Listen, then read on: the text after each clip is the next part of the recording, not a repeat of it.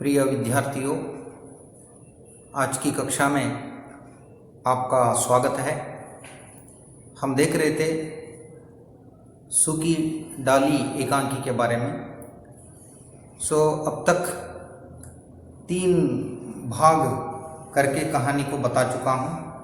आज मैं सूखी डाली एकांकी का भाग 4 बताने के लिए, यानी ये चौथा भाग है, लेकिन एकांकी के अंतर्गत जो तीसरा दृश्य है उसकी कहानी मैं यहाँ पर चौथे भाग में बताने के लिए जा रहा हूँ। तो पहले भाग में हमने देखा कि दादाजी सारे घर के स्त्रियों को बुलाकर बेला के बारे में सावधान करते हैं और बेला को हर तरह की खुशी, उसके साथ में प्रेम के साथ व्यवहार करने के बारे में बताते हैं। और इस प्रकार बताने के बाद इंदु वगैरह मिलकर कहते हैं, आइंदा हमारे तरफ से कोई शिकायत आपको सुनने के लिए नहीं आएगी, हमें क्षमा कर देना। ऐसी बात वहाँ पर घर की स्त्रियां बताती हैं। अभी एकांकी का जो तीसरा दृश्य है उसमें अभी क्या बदलाव आ जाता है इसके बारे में। दादाजी सावधान करने के बाद अभी सारे स्त्रियों का बर्ताव, उनका गुण बदल गया है। सारे आकर के अभी बेला को आदर दे रहे हैं, गौरव दे हैं, इज्जत दे रहे हैं।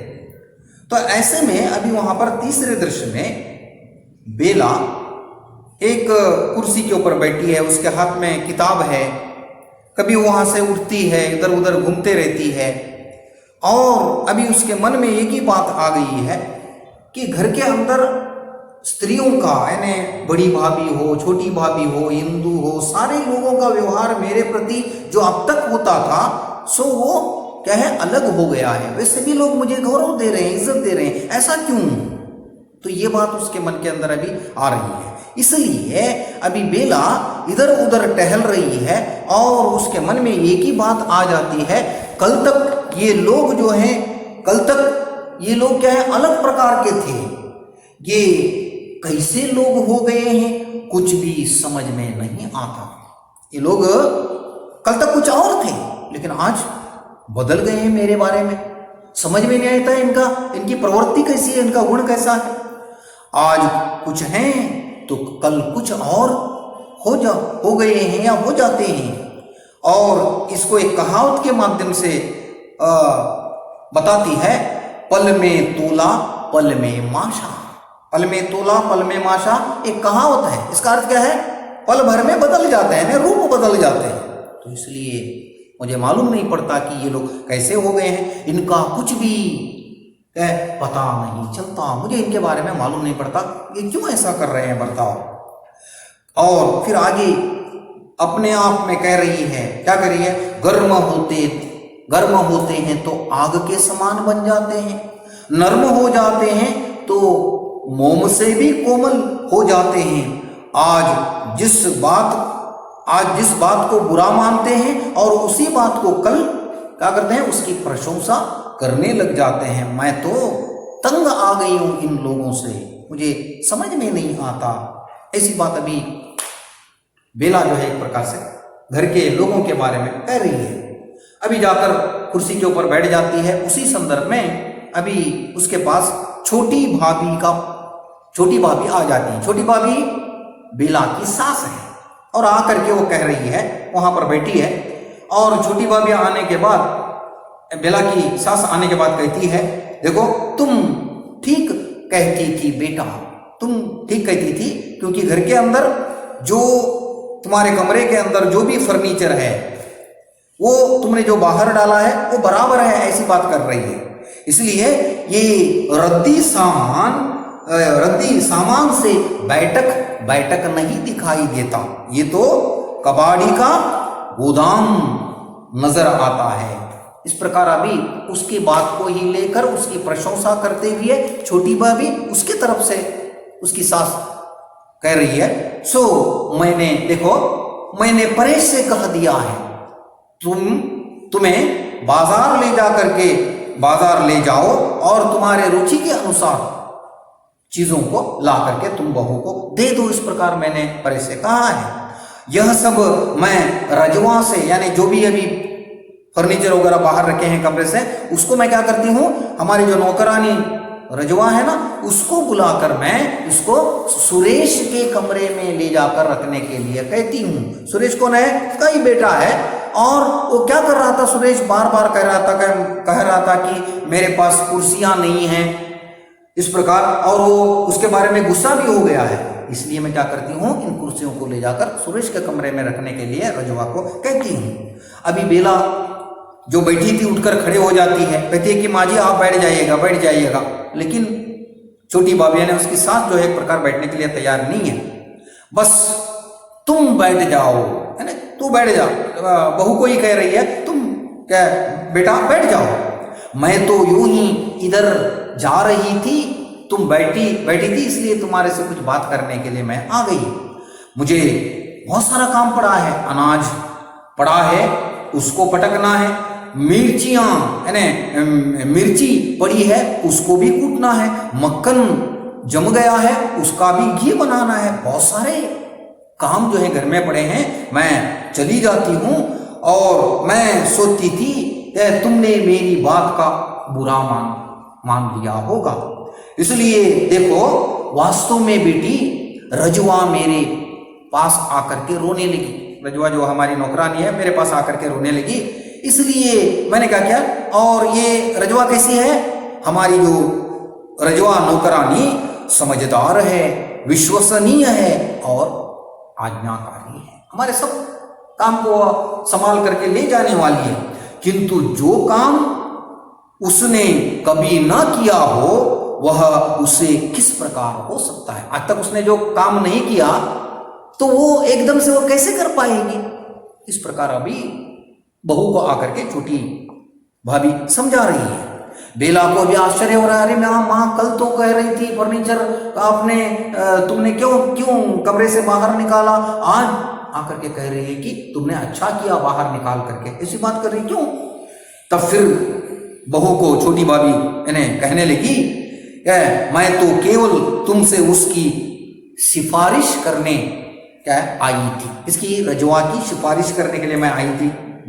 बेटी भावुक स्त्री है, जल्दी ही बात का बुरा मान जाती है। तुम यूं करना कि जो ही नया फर्नीचर आ जाए अपने सामने लगवाकर रजवा को झाड़ू कैसे लगाना इसके बारे में तुम उसको जरा बोल दो। वो क्या करेगी, आइंदा वह गलती वगैरह नहीं करेगी, सब सीख जाएगी। मैं भी उसको क्या करूंगी इसके बारे में समझा दूंगी।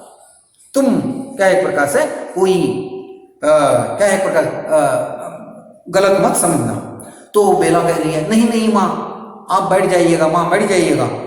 छोटी फिर अपने बहू को कहती है, छोटी भाभी तुम पढ़ी लिखी समझदार हो बेटी, इसलिए तुमसे इतना कह दिया है।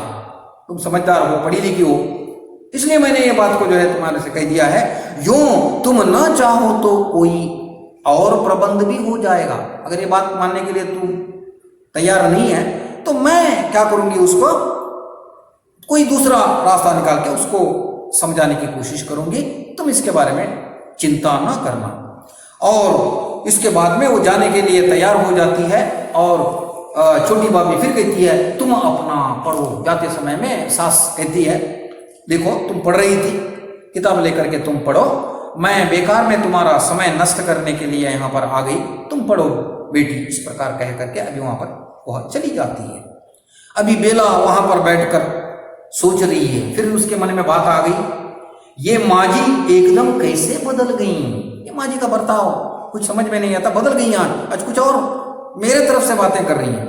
अभी परसों मुझे इसी रजवा के लिए डांट रही थी, रजवा नौकरानी को तुमने क्यों निकाला, इस प्रकार वह डांट रही थी। आज क्या कर रही है कि उसके बारे में चिंता ना करो, सो इनका कुछ भी तो पता नहीं चलता।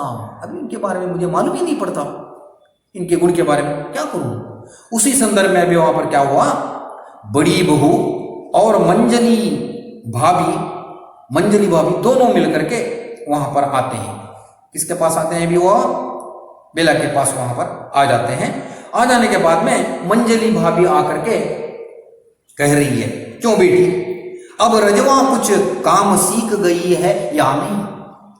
क्या रजवा काम वगैरह ठीक ठाक कर रही है, सीख गई है या नहीं है? बेचारी बुढ़िया हो गई है, बूढ़ी हो गई है वो, लेकिन सयानी, सयानी मतलब है बहुत चालाक है, इस प्रकार मंजली भाभी कहती है। उसके साथ में जो बड़ी बहू आई थी वो भी कहती है, आपने इंदु से ठीक ही कहा था, हमें वास्तव में काम की परख होनी चाहिए, काम की परीक्षा, कैसे कैसे काम करके लेना है इसके बारे में हमें अनुभव होना चाहिए। ये बिल्कुल तुमने पहले ठीक कहा था। तो अभी बेला फिर इन दोनों को कहने लगी, आप आइएगा, बैठिएगा मेरे सामने। इस प्रकार वह खुद खड़े हो जाती है, लेकिन उनको बैठने के लिए कहती है, लेकिन ये बैठने के लिए तैयार नहीं है दोनों। फिर अभी मंजली भाभी कहने लगी, देखो मैं एक अनुभवी नौकरानी को खोज लाने के बारे में कहा है आपके लिए, और जो नए फैशन की हो और बड़े बड़े घरों के अंदर काम कर चुकी हो, ऐसी को लाने के बारे में, नौकरानी को लाने के बारे में मैं कह चुकी हूं। वास्तव में बहू, दादाजी पुराने नौकरों के हक में हैं, क्योंकि पुराने नौकर कैसे होते हैं? दयानतदार होते हैं, है ना, बड़े अच्छे लोग होते हैं, विश्वसनीय होते हैं और आज्ञाकारी होते हैं। और देखो बात ऐसी है कि हमारे पास पीढ़ी दर पीढ़ी एक के बाद एक वो काम करते ही रहते हैं। देखो अभी इस रजवा की सास भी हमारे यहाँ पर काम करती थी, अभी कौन आ गई है? रजवा की बहू भी हमारे पास यहाँ पर काम करती है, बहुत ही अच्छे ढंग से काम करने वाले हैं। इसलिए दादाजी को भी क्या है, ऐसे पुराने नौकरों के ऊपर बड़ा विश्वास होता है। इस तभी उस संदर्भ में बड़ी बहू भी कहने लगी, मैं कहती हूं बहन जी, आप रजवा की जो बहू है उसको ही ला करके रख लीजिएगा, क्योंकि वो भी क्या है, एक जवान भी है, और दूसरी बात क्या है, उसकी उम्र भी कम है और काम भी वह जल्दी क्या करेगी, सीख जाएगी। रजवा की बहू को ला करके रख लो, ऐसी बात आकर के ये दोनों बता रहे हैं बेला को। अभी इसको सुनकर बेला कहती है, नहीं, नए नौकर की आवश्यकता नहीं है, नए नौकरों की आवश्यकता नहीं है। रजवा काम सीख जाएगी, पर आप खड़ी क्यों है? रजवा हमारी जो है वो काम सीख जाएगी, उसकी नए नौकरों की मुझे जरूरत नहीं है। इस प्रकार अभी दोनों को बेला जो है कहती है, लेकिन आप बैठ जाइएगा। लेकिन मंजली भाभी कहती हैं उस संदर्भ में अभी बेला क्या करे, उनको बैठने के लिए कह रही है, लेकिन वो नहीं, तैयार नहीं है। खुद कहते हैं कि बेला को ही बैठने के लिए कहते हैं। उस संदर्भ में बैठिए बैठिए मंजली भाभी, आप क्या है बैठिए, आप जो है एक प्रकार से बैठ जाइएगा। अभी वहां पर क्या होता है कि बेला इतना कहने के बाद अभी वो वहां से निकल करके चली जाती है। बेला निकल कर चले जाने के बाद अभी क्या हुआ कि बेला जाने के बाद अभी वहां पर क्या होता है कि इंदु, उसके पहले क्या होता है, मंजली बहू हंसते हंसते आ रही है। मंजली बहू, उसके साथ में कौन है, इंदु भी है और पारो भी है। मंजली बहू बीच में है और इंदु और पारो दोनों उसके कंधों को के ऊपर हाथ रख करके यहां पर क्या है, आ जाते हैं। आ जाने के बाद अभी यहां पर एक मुख्य बात यहां पर होने लगती है। बेला तो अभी यहां पर नहीं है, चली गई है, लेकिन अभी कौन है यहां पर? यहां पर अभी कौन आ गई? मंजली बहू आ गई, इंदु आ गई, पारो आ गई, मंजली भाभी हैं, बड़ी बहू हैं। अभी मंजली बहू हंसते हंसते एक कोई बात गली की लेकर के आई है और उनको सुना रही है। सारे अभी हंसी मजाक में भाग ले रहे हैं। और मैं क्या है कह रही है कि क्या मैंने अपनी इन दोनों आंखों से देखा, मालवी ने सारी की सारी छत फावड़े से खोद डाली और बंसीलाल क्या करते हैं, मुंह देखते रहे। मंजली बहू गली के एक घर की बात ला करके अभी इन सारे स्त्रियों को बता रही है। मंजली बहू का काम ही क्या है, इधर उधर की बातों को ला करके बताने का, हंसने का। इसलिए वो कह रही है, गली के किनारे पर एक मालवी नाम की एक स्त्री है और उसका देवर बंसीलाल है, बंसीलाल। और वो क्या करता है, बंसीलाल अपने घर के ऊपर वह छत डाल करके गया था। छत है ना, जो सीमेंट का गारा वगैरह डाल करके छत बनाते हैं, वो डाल करके क्या एक प्रकार से गया था। लेकिन मालवी जो है ये उसका देवर है, लेकिन मालवी को ये विचार मिला कि बंसीलाल ने छत डाली है, तो वो दौड़ करके जल्दी आई और आकर के क्या करते, उसने फावड़ा लेकर के पूरी की पूरी छत क्या है उसने निकाल दिया। ये बात आकर के बताती है। तो इसको सुनकर बड़ी बहू कहती है, भाई मुझे भी बताना क्या किया मालवी ने, सच मालवी ने क्या किया जरा बताओ मुझे भी। सब अभी आतुरता से उसके पास पूछ रहे हैं इसके बारे में। सो क्या है, बैठ जाने के बाद अभी मां मंजली भाभी कहती हैं, बंसीलाल के सामने उखाड़ कर फेंक दी छत मालवी ने। बंसीलाल आया, उसकी जो छत वो डाल कर गया था उसको ही उसने उसके सामने निकाल करके फेंक दिया। ऐसी औरत है वो। मंजली बहू फिर कहती है, मैं कहती हूं मुंह देखते रह गए बंसीलाल महाशय, ताका की ये मुटर मिटर। मैंने देखा कि उसके बंसीलाल महाशय जब छत मालवी ने निकाल दी तो जल्दी दौड़ करके आते हैं, तब तक आने तक क्या हो गया था यहाँ पर, वह पूरा का पूरा वो छत तोड़ करके वह डाली थी। इसलिए आकर के बंसीलाल सिर्फ उसका मुंह देखते रहे, लेकिन कुछ भी नहीं हो सका। इस प्रकार मालवी ने पूरी छत जो है प्रकार से निकाल दी। तो सारे लोग अभी स्त्रियां हंसने लगती हैं बात को सुनकर, और उसके बाद में फिर मंजली बहू विस्तार से अभी बात जो है प्रकार से बता रही है। रसोई की, और कौन सी ने, रसोई का जो कमरा होता है उसके ऊपर की छत बंसीलाल ने किसको बुलाकर, राज मजदूर को बुला करके उसने क्या किया था, छत डाली थी। अभी 2 घंटे पहले मजदूरों को बुला करके वह छत को डाला था, और पूरा छत वगैरह बना करने के बाद वह निकल करके अपने दुकान पर चला गया था। लेकिन इधर दौड़ करके कौन आई, मालवी आ गई। और आने के बाद उसने गुस्से में आकर फावड़ा लेकर के उसने क्या किया, अपने देवर ने जो कुछ भी रसोई के घर के ऊपर छत डाली थी उसको फावड़ा लेकर उसने खोद डाली। बंसीलाल जब वहां पर पहुंचे, इस दौड़ करके आए, तब वहां पर छत का अंतिम जो ईंट है वो उखड़ चुकी थी। तब क्या, बस बेचारे आकर देखते रह गए, उनसे कुछ भी एक प्रकार से नहीं हो सका। आकर के वो देखते रहे बेचारे। इस प्रकार मालवी ने पूरी की पूरी छत खोद करके डाल दी। तो ये क्या बताती है, मंजली बहू आकर के विचार बता रही है, सारी स्त्रियां इसका आनंद ले रही हैं। और पर अभी वहां पर मंजली भाभी पूछती हैं, प्रश्न करती हैं, पर मंजली बंसीलाल का जो लड़का था ना, उसने क्या किया, वो भी था ना, वो कुछ नहीं कर सका उसके बारे में। मंजली बहू कहती है, गली के सिरे पर खड़ा खम ठोक रहा था। खम ठोकना मतलब क्या है, वो क्या है, जांग के ऊपर ऐसा मार करके आओ, ऐसा लड़ाई के लिए आओ कहते हैं ना, उस पर उसको खम ठोकना कहते हैं। बंसीलाल का बेटा आकर के कह रहा था किससे, मालवी से, खम ठोक रहा था ना, आओ लड़ाई के लिए। तो इंदु कहती खम ठोक रहा था।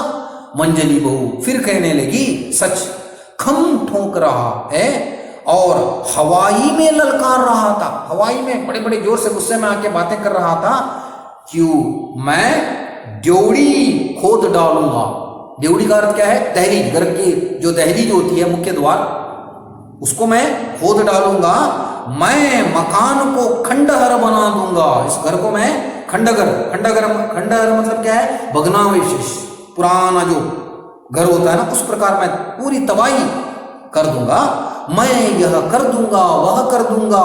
इस प्रकार वह बंसीलाल का बेटा कहता जा रहा था। इधर मालवी भी गुस्से में आकर बंसीलाल के बेटे को कहने लगी, आए जो माई का लाल है, रखे पांव घर के भीतर। जो भी माई का लाल है, अगर उसके अंदर धैर्य है तो सामने आ जाओ, घर के अंदर पैर रखे तो मैं तंगड़ी तोड़ दूंगी। इस प्रकार वह कह रही थी, मंजली बहू बताती है। तो सारी अभी इंदु कहती है, सारे लोग शांत हो जाइएगा, भाभी आ रही हैं। भाभी कौन है, जो बाल बेला निकल करके यहां से चली गई थी, वो अभी क्या कर रही है, अपने सीढ़ियों से उतर करके अभी फिर दोबारा इस तरफ आ रही हैं। और सारे स्त्रियां क्या कर रही थी, मालवी की कहानी लेकर के वहां पर उसकी हंसी मजाक कर रही थी। अब बेला आते हुए दिखाई देती है इंदु को, और इंदु कहती है सारे शांत हो जाएगा, भाभी जो है एक प्रकार से आ रही है। अभी बेला इस तरफ इन स्त्रियों के पास आकर कहती है, क्यों जीजी आप चुप हो गई, सारे के सारे लोग मेरे आते ही चुप हो गए, क्यों, क्या हो गया है? तो इसलिए क्यों किसी बात पर कह कहे लगा रहे थे, सारे आप सारी स्त्रियां मिलकर के हंस रही थी, मेरे आते ही क्यों बंद हो, बातें बंद हो गई, हंसी मजाक क्यों एक प्रकार से बंद हो गया? मंजली भाभी कहती है नहीं, यूं ही हंस रही थी हम लोग, आओ इधर आकर के बैठ जाओ। सारे लोग उसको फिर बेला को सम्मान दे रहे हैं। बेला कहती है नहीं नहीं आप बैठिए, आप लोग बैठिएगा, मैं नहीं बैठती, मैं इधर तख्त पर बैठ जाती हूँ, बाजू में एक तख्ता वगैरह है जो पलंग वगैरह, उसके ऊपर मैं बैठ जाती हूँ, आप वहीं पर बैठ जाइएगा।